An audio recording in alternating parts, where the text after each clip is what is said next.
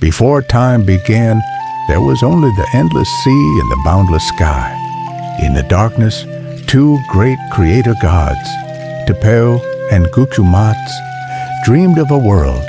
They spoke together, and from their words, the mountains rose from the waters, valleys carved themselves into the earth, and rivers began to flow like silver veins. They lifted the sky above, high and blue, and adorned it with the first stars.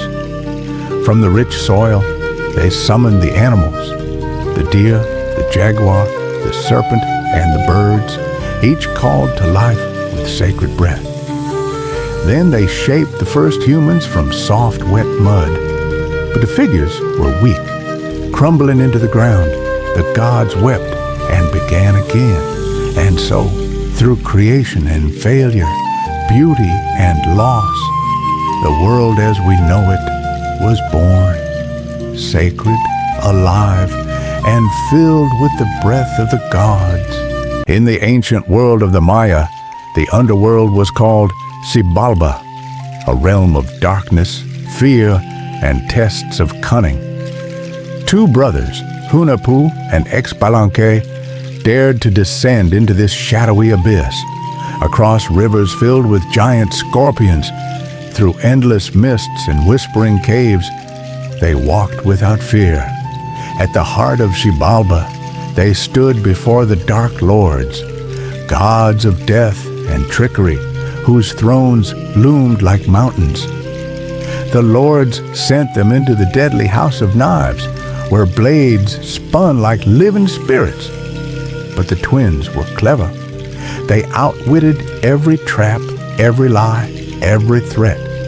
With laughter and skill, they turned the darkness against itself. This was only their first challenge. The true battle for the soul of the world had only just begun. In the ancient world of the Maya, there was a game where victory could bring eternal glory, or the final breath of life itself. On sacred stone courts, under the gaze of gods and kings, warriors faced each other in the ball game of death. They fought not with swords, but with speed, skill, and courage. The ball, heavy and sacred, struck only with hips and shoulders, carried the prayers of a people. Every leap, every strike echoed through the ages. The crowd roared, the drums thundered, and the priests watched in solemn silence. For the victors, the greatest honor awaited, to give their lives in sacrifice and ascend to the realm of the gods. This was more than a game. It was destiny written in stone. Deep in the heart of the rainforest, long before the rise of famous empires, a city of giants was born. El Mirador, a place where jungle kings raised towering pyramids and sacred roads stretched for miles beyond the horizon. The heartbeat of a mighty people echoed through grand plazas and sacred temples as priests sang to the gods of the sun and rain. Yet, in a single whisper of time, they vanished. The temples fell silent. The stone highways crumbled. No war, no famine, only the endless jungle swallowing everything. Today, only ruins sleep beneath the vines.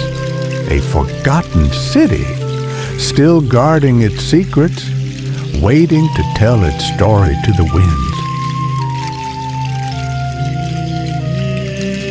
In the heart of the Maya world, a new power slithered into legend. Calakmul, the city of the Snake Kings.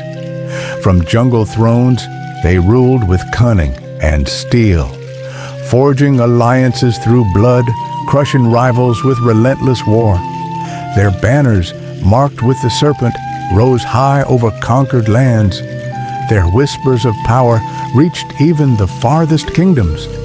Under blood-red skies, cities burned, and kings bowed before the might of Calakmul.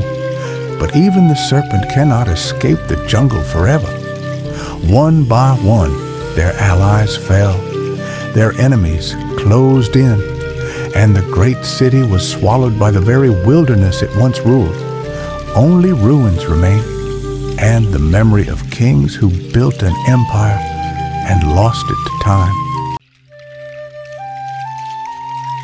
Beyond the living world, there lies a place few dare to tread. Xibalba, the underworld of the Maya. Guided by ancient rituals, brave souls descend into sacred caves, their torches flickering against walls carved with the faces of forgotten gods. In the deep, they cross rivers of blood, walk through halls of bone, and face the lords of death who rule with fear and cunning. Every step is a test of spirit, courage, and fate. Few return. Those who do are forever changed.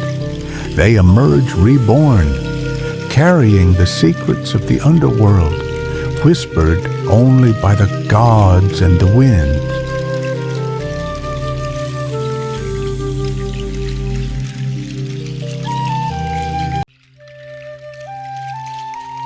In the heart of the endless jungle, the Maya dreamed of touching the sky. Guided by the stars and sacred glyphs, they carved mountains from stone. Architects and priests worked side by side, lifting limestone blocks toward the heavens, each temple a bridge between earth and the gods. With every stone set, the jungle trembled. With every chant sung, the spirits listened. Slowly, the first sky temples rose, towering above the canopy, gleaming like beacons in the sun. From their summits, the Maya touched the stars, and today, their temples still whisper to the sky stories of a people who dared to build eternity.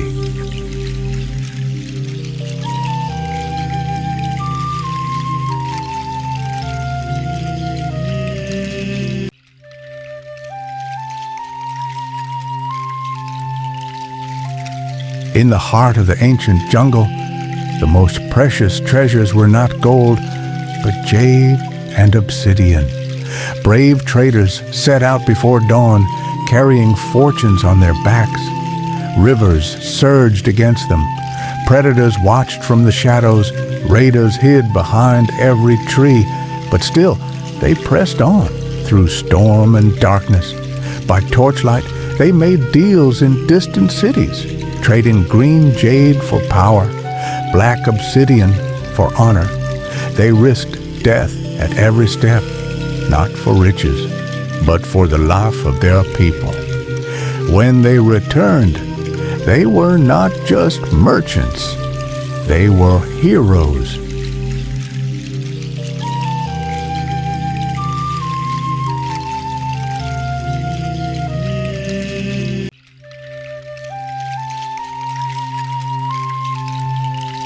The rains stopped, the rivers dried.